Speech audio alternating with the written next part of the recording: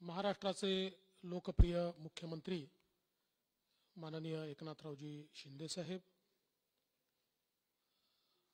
विधान परिषदेच्या उपसभापती नीलमताई गोरे,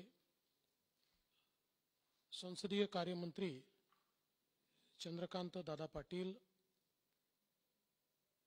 आमचे विरोधी पक्षनेते श्री विजयभाऊ वडेट्टीवार, राष्ट्रकुल संसदीय मंडळाचे कोषाध्यक्ष श्री आशिष शेलारजी, श्री भोळे, श्री आठवले, या ठिकाणी उपस्थित सर्व भगिनी आणि बंधूंनो, मला अतिशय आनंद आहे की राष्ट्रकुल संसदीय मंडळाच्या या अभ्यास वर्गाच्या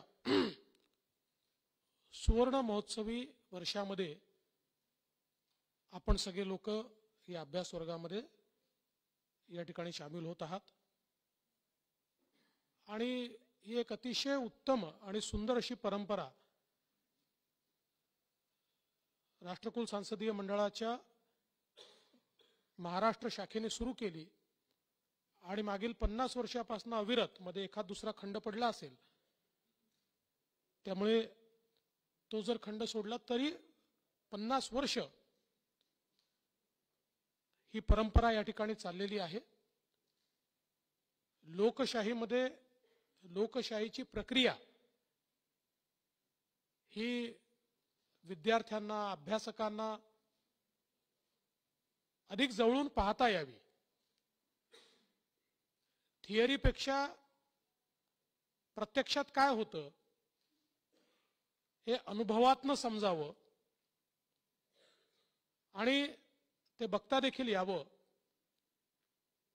विविध विचारवंतांचे, नेत्यांचे विचार हे आपल्यापर्यंत पोचावे, अशा प्रकारचा एक प्रयत्न या अभ्यास वर्गाच्या माध्यमातून या ठिकाणी केला जातो।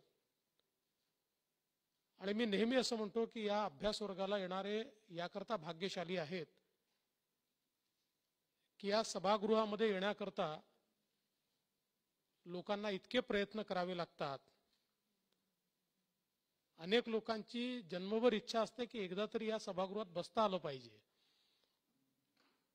बरेच लोक निवडणुका लढतात आणि हारतात आणि सभागृहात पोहोचूच शकत नाही, पण कुठली निवडणूक न लढता तुम्ही या सभागृहामध्ये बसलात, त्याबद्दल तुमच्या सगळ्यांचं मनापासून मी अभिनंदन करतो। अर्थात तुमच्यापैकी ज्यांची इच्छा आहे त्यांनी नंतर निवडणुकीच्या माध्यमातूनही या सभागृहात जरूर यावं।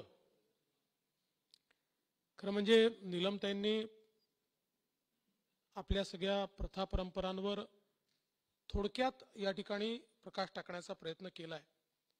आजचा उद्घाटन समारोह आहे, त्यामुळे काही फार लांबलचक भाषण करण्याची आवश्यकता देखील नाही, पण एक गोष्ट मी सांगू इच्छितो की आमच्या संविधानाने तयार केलेली आमची जी लोकशाही आहे ही अतिशय समृद्ध आहे, ती अतिशय प्रगल्भ आहे।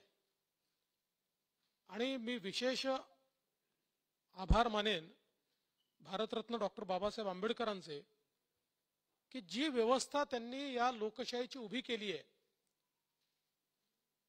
मी जगभरातल्या व्यवस्थांचा अभ्यास केल्यानंतर सांगू शकतो की सर्वोत्तम व्यवस्था लोकशाहीची ही आपल्या देशामध्ये आहे, ती आपल्या संविधानाने आपल्याला दिलेली आहे आणि शेवटच्या व्यक्तीला न्याय देता येईल। म्हणजे केवळ संविधानामध्ये समतेची गोष्ट करणं इतक्यापुरते मर्यादित नाही आहे, तर संधीची समानता शेवटच्या व्यक्तीला कशी मिळेल याकरता ज्या काही प्रक्रिया उभ्या झाल्या त्या प्रक्रियेचं उपकरण म्हणून या ठिकाणी ही सभागृह काम करत असतात। आणि म्हणूनच अगदी गडचिरोलीच्या शेवटच्या गावात टाचणी पडली तरी त्याचा आवाज या सभागृहामध्ये आपल्याला ऐकायला मिळतो। कोकण असेल किंवा कोल्हापूर असेल, इथे घडलेली घटना देखील या ठिकाणी प्रतिध्वनित होते। नंदुरबारच्या पालघरच्या शेवटच्या आदिवासी पाड्यातली एखादी घटना या ठिकाणी न्यायाकरता आपल्याला कुठल्या तरी सदस्यांनी उचललेली दिसते आणि त्याच्यावर चर्चा होताना आपल्याला पाहायला मिळते. त्यामुळे खऱ्या अर्थानं लोकशाहीत शेवटच्या व्यक्तीचा आवाज ऐकला पाहिजे अशा प्रकारची जी संकल्पना आहे ती संकल्पना चरितार्थ होताना आपल्याला या सभागृहांमध्ये निश्चितपणे पाहायला मिळते, या लोकशाहीमध्ये पाहायला मिळते. आणि एका गोष्टीचा मला अभिमान आहे. खरं आहे की साधारणपणे अनेक वेळा चर्चेचा दर्जा काय आहे याच्यावर चर्चा होते.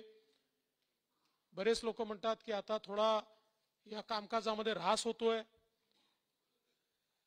काही अंशी असूही शकतं, पण आज मी हे दाव्याने सांगतो की देशातल्या विधानमंडळांमध्ये सर्वात जास्त काळ कामकाज करणारं विधानमंडळ हे महाराष्ट्राचं आहे. देशातल्या विधानमंडळामध्ये सर्वात दर्जेदार चर्चा करणारं विधानमंडळ देखील महाराष्ट्राचं आहे. मी नेहमी असं म्हणतो की जेव्हा माणसाला कुत्रा चावतो त्यावेळेस बातमी होत नाही, पण कुत्र्याला माणूस चावला तर निश्चित बातमी होते.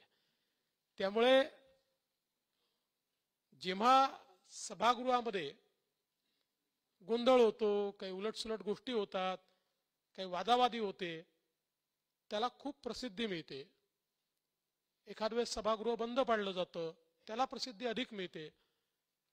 पण तेच सभागृह नंतर तो वेळ कंपेन्सेट करण्याकरता रात्री 12 वाजेपर्यंत, 1 वाजेपर्यंत, 2 वाजेपर्यंत चर्चा करून आणि त्या चर्चेतनं काही ना काही समाजाला मिळालं पाहिजे अशा प्रकारचं त्या ठिकाणी एक उत्तर प्राप्त करून घेतं. मला असं वाटतं की त्याची बातमी ही तेवढ्या मोठ्या प्रमाणात होत नाही. अर्थात मला असं वाटतं की आज आम्ही समाज माध्यमांच्या दुनियेत आहोत आणि ताईंनी सांगितलं समाज माध्यमं तर अशी आहेत की समाज माध्यमांमध्ये सगळ्यात जास्त रील चालते. याचं कारण रील ही 30 सेकंदाची असते. आता आपल्या समाजाची परिस्थिती अशी आहे की ज्यावेळेस समाज माध्यमांचं सर्वेक्षण झालं आणि रील का चालते तर सगळ्यांनी सांगितलं की लोकांची कॉन्सन्ट्रेशन करण्याची जी काही क्षमता आहे तीच कमी झाली आहे. त्यामुळे 30 सेकंदापेक्षा जास्त किंवा 1 मिनिटापेक्षा जास्त एका बातमीवर कोणी थांबायलाच तयार नाहीये. तर मला असं वाटतं की अशा या सगळ्या संक्रमणाच्या काळामध्ये आपण हा जो काही अभ्यासवर्ग या ठिकाणी घेतो तो लोकशाहीचं ज्ञान हे आपल्यापर्यंत पोचलं पाहिजे. त्याचा सखोल अभ्यास आपल्याला करता आला पाहिजे. या लोकशाहीचं जे सौंदर्य आहे ते आपल्याला अनुभवता आलं पाहिजे. ज्या व्यवस्था आपण उभ्या केल्या आहेत त्या किती चांगल्या व्यवस्था आहेत, त्या किती फुलप्रूफ व्यवस्था आहेत आणि एखाद्याने त्या व्यवस्थेचा दुरुपयोग केला तरी तो फार काळ करू शकत नाही. ती व्यवस्था पुन्हा आपल्यामध्ये कशा प्रकारे सुधारणा आणते या सगळ्या गोष्टी आपल्याला या ठिकाणी खऱ्या अर्थानं बघायला मिळतात. ज्याचा ताईंनी उल्लेख केला वेगवेगळ्या प्रकारच्या समितींच्या माध्यमातून चालणारं कामकाज असेल. बजेट एकदा मांडलं जातं, त्या बजेटला पुरवणी बजेट 2दा मांडलं जातं, पण वर्षभर या समित्या त्या बजेटवर काम करतात. मग अंदाज समिती असेल तर बजेटमध्ये काय मांडलं होतं आणि ते झालं की नाही याचा जाब विचारणारी अंदाज समिती असते की तुम्ही एवढे पैसे मागितले होते मग खर्च का केले नाही, किंवा खर्च झाल्यानंतर तो खर्च योग्य झाला की नाही या संदर्भात सीएजीचं जे ऑडिट होतं त्याच्यावर सरकारला प्रश्न विचारणारी लोकलेखा समिती असते की जी विचारते तुम्ही खर्च योग्य केला की नाही केला. त्यामुळे सरकार भगवान भरोसे चालत नाही, तर सरकार एका प्रक्रियेतनं चालतं, विधानमंडळ एका प्रक्रियेतनं चालतं आणि सरकारवर अंकुश ठेवण्याचं काम हे आपलं विधानमंडळ या ठिकाणी करत असतं. आणि म्हणूनच हे विधानमंडळ अत्यंत महत्वाचं आहे. गेली 25 वर्ष या विधानमंडळामध्ये मी काम करतोय आणि माझं स्वतःचं या 25 वर्षाच्या अनुभवातलं मत असं आहे की आमच्या संविधानाने या विधानमंडळाला जे अधिकार दिले आहेत सामान्य माणसाचा कुठलाही प्रश्न सोडवण्याची क्षमता या विधानमंडळामध्ये आहे. आणि म्हणूनच मला असं वाटतं की आता हा जो काही आपला अभ्यास वर्ग चालणार आहे त्यामध्ये तुमच्या देखील लक्षात येईल आणि निश्चितपणे ही लोकशाहीची प्रगल्भता तुमच्यापर्यंत आणि तुमच्या माध्यमातून अधिकाधिक लोकांपर्यंत पोहोचली पाहिजे. आपल्या लोकशाहीवरचा आपला विश्वास हा वाढला पाहिजे आणि लोकशाही समृद्ध करण्याची आपली लालसा ही देखील वाढली पाहिजे. अशा प्रकारचं फलित या अभ्यास वर्गाचं निघावं अशा प्रकारची अपेक्षा व्यक्त करतो. आपल्या सर्वांना मी अतिशय मनापासून या ठिकाणी शुभेच्छा देतो आणि राष्ट्रकुल संसदीय मंडळाने या अभ्यास वर्गाकरता आम्हाला निमंत्रित केलं त्याबद्दल राष्ट्रकुल संसदीय मंडळाचे मनापासून धन्यवाद देऊन मी माझं बोलणं संपवतो. जय हिंद, जय महाराष्ट्र.